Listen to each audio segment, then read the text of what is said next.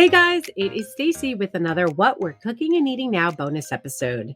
In addition to our regular weekly episodes, twice a month we give you a real-time rundown of what we're cooking for our families. In each of these episodes, we'll walk you all the way through a single recipe, and then we'll list about 5 others so that all in you get 6 easy weeknight dinner ideas that we have tested with our own families. You can use our ideas as inspiration, or you can literally turn them into your meal plan for next week. We share links for all the recipes and products that we mention in our free community, which you can join by going to didn'tijustfeedyou.com/community. All you have to do is enter your email, which we keep private, and then look out for our post with all the What We're Cooking and Eating Now details. And actually, we recently launched new membership tiers too. So if you want, take a look at those and maybe consider becoming a supporting member. Okay. Again, if you listen to our What We're Cooking and Eating Now earlier from this month, you heard that in June, it's just me and my friends. So hopefully you listened to me and my friend Rebecca. Today, my friend Gina is joining us, and I am so excited to have her on. Gina is another one of my friends who is a fantastic cook. You'll hear that she introduced me to hot sauce on lasagna, and I wouldn't have it any other way. So excited to have her on. Welcome, Gina. Okay, Gina. I want you to start by telling everybody in general, like who you cook for besides yourself. And like, I don't know, in general, I feel like over the last couple of years, you've gone through a lot of changes for like who you cook for and who is in your household. And now you are settled and it's just you and your son. Like, what's that look like day to day? So now it is just myself and Jaden. So it is quite difficult to just cook for 2 people. I've gone from cooking for 4, my soon-to-be ex-husband, my adult daughter, Jaden, and I.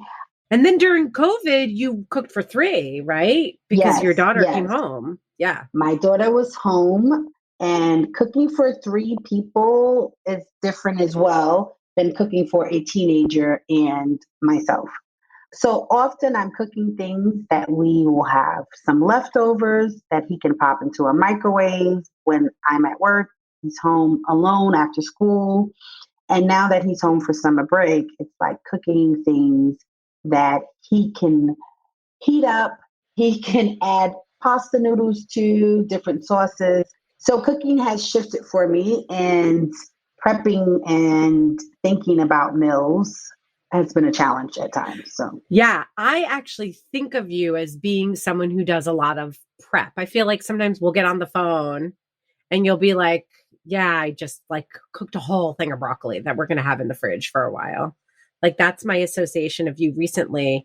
But even that's shifting now that he's on summer break, right? Because now he's around all the time. Absolutely. So that cookie sheet of broccoli is gone within like an hour. Like I sit it on top of the stove to cool, and he demolishes it. And it's so funny speaking about prepping, because the dish that I thought about talking about today is something that I usually prep the day before, but I figured out a way to make it like a Wednesday night, make it really simple but really tasty and flavorful. So Jaden loves it. I love it. It's quick, but it's traditionally something. It's curry chicken. Okay. But it's traditionally something that I would like clean, season, sit in the refrigerator 24 hours, then take out and do like 3 or 4 steps to get it done. And now I'm buying like boneless, skinless chicken thighs. Yep. I buy this curry that I only find in New York. So I have my daughter send it to me. It's cheap curry. I just think it's a really good, tasty curry.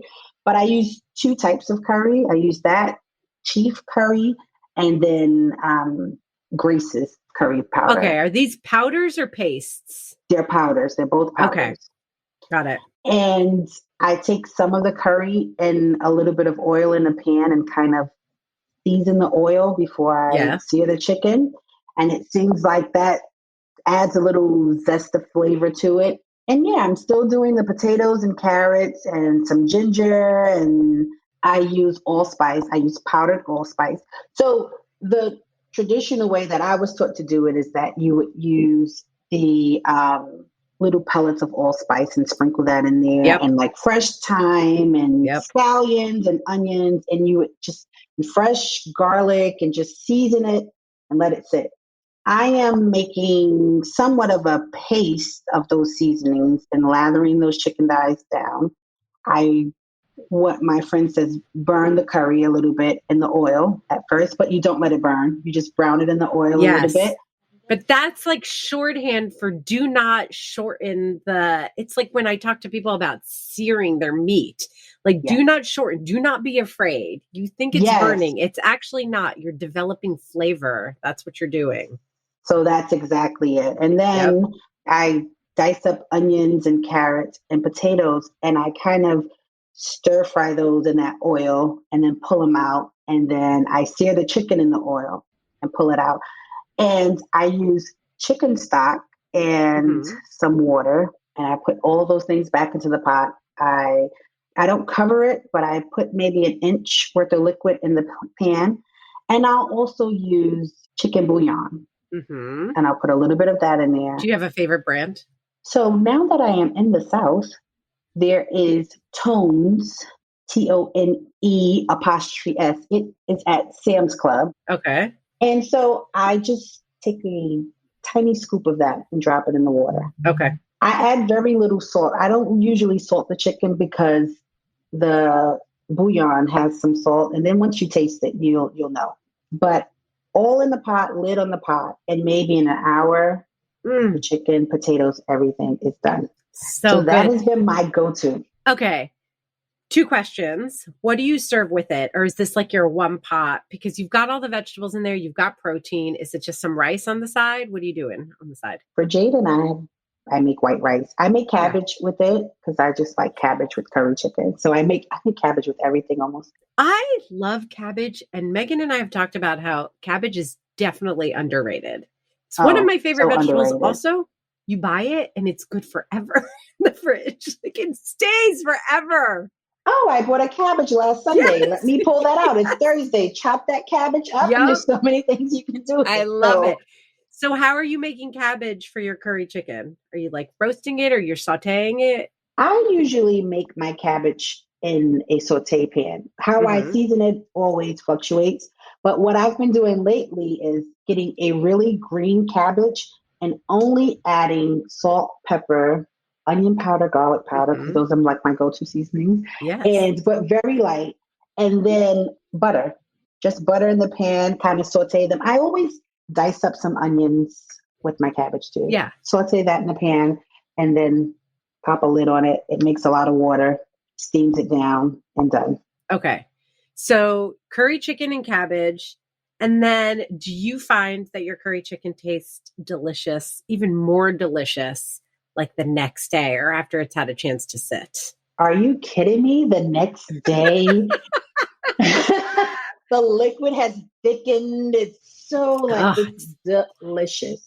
It is delicious. So that is a go-to. So because it's easy for Jaden to warm it up. Yep. It's always like, and then sometimes I could add some chickpeas in there. Like there's so many things that I can add to stretch the meal out. If I come in from work the next day, I'm tired. It's so easy. It's so delicious. And it actually is something that is better the next day. Yes, totally. So yeah, absolutely. This reminds me a little bit of how my grandmother used to cook because, and I've talked about this before on the show, that she used to, and I think Greeks in general cook this way, not so much maybe in the States, but back in Greece. And when we were traveling through Turkey a couple of years ago, I remember talking to one of my tour guides. She and I became friends, and she had a kid who was about Isaac's age, and we got to chatting about it, where they'll make one big thing on like the weekend, let's say, that will last you several meals. But then along the way, you kind of cook smaller things. Maybe 3 days later, you cook one other big thing. And then as, you know, the curry chicken you cooked on Sunday is kind of dwindling, you'll add chickpeas to stretch it. And then you'll add the, you know, cabbage that you cook on Monday so that there's always food in the fridge. And you're also like always through the week building. There's only really one big cook, but you're constantly kind of building on these leftovers. And as one thing ends, you know, you stretch it and then a new thing starts and you just kind of always have food going. I don't know. I think it's a really convenient way to cook if you can shift into the habit of it. But it's just occurring to me now that for someone who's cooking for a lot of variable number of people, or maybe just two people, or even for just yourself, that it is a really convenient way to think about planning out your meals, because then you don't have to cook every night. This idea of getting in the kitchen at 6 o'clock and spending 40 minutes cooking a dinner is a lot when you just have yourself and one other person who wants to do that. And it cuts down on waste too, right? So it's like all of these things that go into, like, I might make 6 chicken thighs, but then I have the potatoes, the carrots, and the sauce. Yes. I've even like sauteed up some shrimp and thrown it into that curry mix after the chicken thighs were done. And now we have curry shrimp, right? Like there's so many things that you can do with it. Yes. And it also, for me, you know, I will freeze things. I don't like to waste food. Yep. And so I'm always inventing something else, like my own version of like a roti with my curry or Yep. you know, whatever, with even just pita bread. Like, yes, so totally. There's a million ways of stretching and reinventing like a base dish. And that's what we're doing over here. I love it. Okay. Is there anything else that you cooked this week that you want to share? Like any little? So, you know, we had been planning on having this conversation for a while, and I had been thinking about the curry chicken. With Juneteenth, I have made some traditional Black American dishes. They're not something that I make on a Monday night. Yes, and totally. Juneteenth is being celebrated on a Monday. But I made barbecue chicken very different. I air fried the chicken, which is another thing that is like, I know. I think of you as the air fryer queen. Yes. I air fried the chicken and then I dipped it in a dip barbecue sauce, which is something that is very North Carolina Southern. Mm-hmm. And my uncle makes a dip sauce. So it's a red sauce too. So I dipped the chicken in that barbecue sauce. I made a red velvet cake, which, you know, I don't eat chocolate, but I eat red velvet. So I made. So you do eat chocolate, but so I do red eat velvet. chocolate sometimes. I made a red velvet cake, and I also made red beans and rice, which is something that I love, but I just don't make it often. But I happen to find some really good sausage to kind of flavor up some beans, and I make collard greens too. You make collard greens a lot. I make collard greens and cabbage a lot. If I could make it every other night, I'd make collards and cabbage. Love it. Yeah, all the time. Okay. Any secrets you're willing to share about your collard greens? So the collard greens. I'm making you spill all your secrets. Gina's a really good cook, you guys. My family enjoys my food. So I love your food. Take the stem out of the collard greens, cut the stem out, pull it stem out, however you take it out. Take the majority of the stem out because it's very bitter. I cook my collard greens in chicken stock and water. Mm-hmm. I put onions in almost everything. So I put onions in there, and I put onion powder and garlic powder in almost everything. So I do season them with that. Some vinegar. I let them cook down until they're tender, and then I taste them, and I season from there. Oh, wait a minute. Stop the press. What? The smoked turkey. Boil the smoked turkey until it's falling off, and then yes, that is it. And I like smoked turkey neck and a wing chopped up. I love it. Yeah, I want that now. I'm hungry, but here's my deal this week. So as you know, I don't know if people will know by the time they listen, I tested positive for COVID. I was asymptomatic. And then about I don't know, I feel like it was 3 or 4 days into like my isolation or whatever, I started feeling like a little queasy and just really hungry, but also I can't say no appetite because I think about it and I'm like, oh, I'm so hungry. I want a cheeseburger. I want this. I want that. But then as soon as food's around me, I'm like, oh, I don't know if I can handle it. I've thrown up a couple of times. It's like a very weird symptom that I don't know if people are talking about. Is it related? Is it not? It must be. I don't know. So I've been in a weird place with food. And I've also been just in a weird place, like with energy and being nervous about getting into the kitchen and the boys and clearing them out. The first night I made dinner after I tested positive, I double masked, I cleared the space, I opened the front door and the back door, I had the fans going. By the time I was done cooking and cleaning up the whole space, I was like, this is insane. I'm exhausted. But I did manage to cook a couple of things. So anyway, I was using my freezer a lot because I didn't have time to go shopping. And it's funny, I go in and out of using my freezer and like being tuned into it.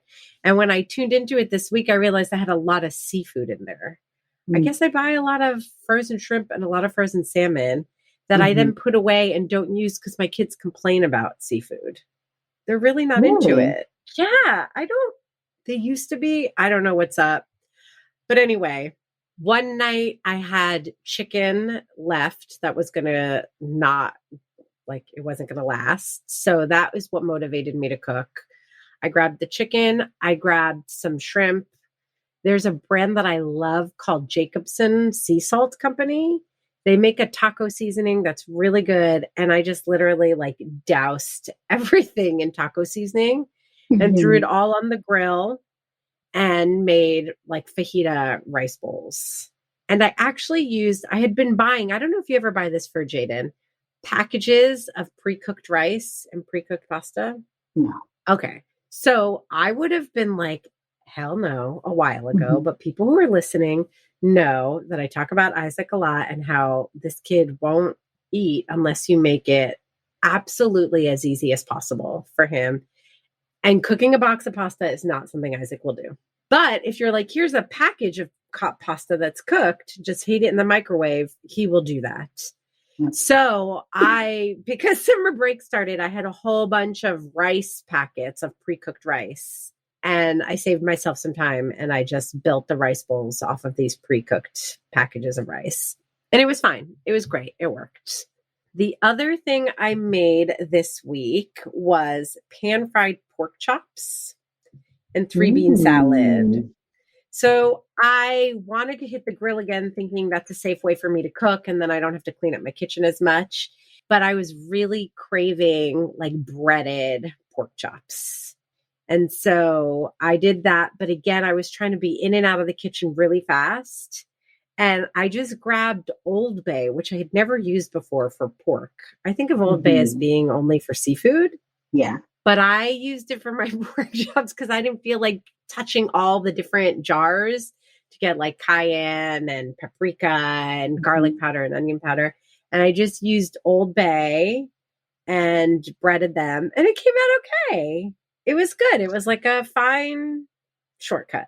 I have to say, Old Bay, I put a little dash sometimes when I'm frying chicken, like fried foods. Yes. Old Bay is the move. Yes. There you go. It totally absolutely. worked. If anything, I didn't use quite enough. When I do my own seasoning mix, and I remember this from when I was developing my fried chicken sandwich recipe for winter chicken dinner, that I really think the problem that most people have, especially when they're frying food, is under seasoning. Because it seems like so much to be 3 tablespoons of garlic powder. Yes. But that's where the flavor is. And then by the time you get a breading on it and flour, and then you fry it in the oil, you're going to lose some of that potency. You need it to be really, really seasoned. So I didn't take my own advice on this one. My Old Bay came through just a little bit, not quite enough. And then I made this 3-bean salad that I just threw together myself. I had some green beans, chickpeas, and white beans, made a quick vinaigrette. I had those pepperoncini that I just chopped up and threw it together because I wanted something tangy to cut through the fried pork chops. Yeah. Now, how did you pan fry the pork chop? Okay, so this is funny because I was in a mood and I did something I don't normally do because I know better, but I was craving pan fried, breaded, and I just grabbed butter and I threw a whole bunch of butter in the pan. And then I was like, of course, butter just burns off too fast and then it burns. So it was cooking off and it was burning And then I was trying to save one batch because I had multiple batches. And I was making all kinds of rookie mistakes because I'm going to blame it on COVID. Then I added some oil. But when you add oil, when you're already mid-frying, your breadcrumbs run the risk of getting like oil soaked. Yeah. It just doesn't like turn out good because it like the oil hits the pan and it isn't at the right temperature yet. So one batch was kind of wah-wah. But then I like for the other 2 batches, I just like do shallow oil. I didn't deep fry them. I really should have because that's when it's better. But I do shallow oil and then I just fry them up. Do you ever do fried pork chops? I do fried pork chops. I don't use breadcrumbs. I use flour. I use both. Oh, do you? Oh, so there's a really crusty kind of, yeah. But what I have started to do with my pork chops is season them and then put a little hot sauce on them before I dip them in the flour. Yes. That's what a lot of people do with their fried chicken too. Yes. Put hot sauce Another secret. It's hot sauce or mustard. The mustard on fish and shrimp. Unbelievable. You don't taste the mustard, but it really holds that batter. I like it. I've never done that. The mustard. You know what else? Yellow mustard. I do have one other secret from you. I had never eaten my lasagna with hot sauce before. Are you kidding me? Yes, isn't that crazy? And now, like, absolutely, go to 100%. Go to. Just punches it up a little bit. Yes, it's the best. All right, the last thing I made, I grabbed salmon out of the freezer and I made Isaac's favorite salmon rice bowls. But the annoying thing about these salmon rice bowls is that Oliver won't eat salmon anymore. And so literally he just eats rice on these dinners. And I had no energy to deal with it. He eats rice and avocado. But I make like a gingery vinaigrette. It's like my basic vinaigrette, but instead of just adding shallot, I add shallot and a lot of fresh grated ginger and a little bit of soy sauce. And I use rice wine vinegar and cider vinegar. And that's it, and a little bit of olive oil. And then here's the thing about my salmon rice bowls that Isaac loves the most. I put oranges in them. So it's rice again. I made fresh batch this time. And when the rice is still hot, I toss it with a little bit of mirin to make it a little sticky and sweet, like Japanese mirin. And then I crumble the salmon and I cube avocado, cilantro, and then I segment the orange. And then I take the peels of the orange because I've taken out all the flesh and I squeeze that into the dressing a little bit too. And then I shake up the dressing and I finish with sesame seeds. The recipes in my first cookbook make it easy. But Isaac loves it. It's one of his favorite meals. And Oliver just ate rice and avocado that night. And that sounds delicious though. I have to try. It's like kind of a sushi bowl. Do you use mandarin oranges or just any orange? Regular navel oranges. Okay. Regular navel oranges. It's really, really good. Nice. And that's what we ate. Gina, thank you so much for being here. We have been trying to make this happen for so long. Yes. I'm so happy to finally have been here and also missing Meghan. I know. That's okay. She's going to miss me for a couple of weeks. And she's going to have her friends on. So actually, that's what people can expect. The next What We're Cooking Now will be Meghan with who? A mystery guest. I have no idea. You guys, this bi-monthly series is thanks in part to the generous support of our Didn't I Just Feed You supporting memberships. So a huge shout out to them. You can find out more about becoming a supporting member at didn'tijustfeedyou.com/community. And hey, if it's not the right time to support us, don't worry, just keep listening. And you can get all the links that Gina and I mentioned today. If there's a product or if there's a recipe we can share, we're going to share all of that in the free section of our community. So you can always join that at absolutely no cost. A huge thank you to our editor, Samantha Gatzik. Thanks for listening. Stay sane and well fed. Until next time.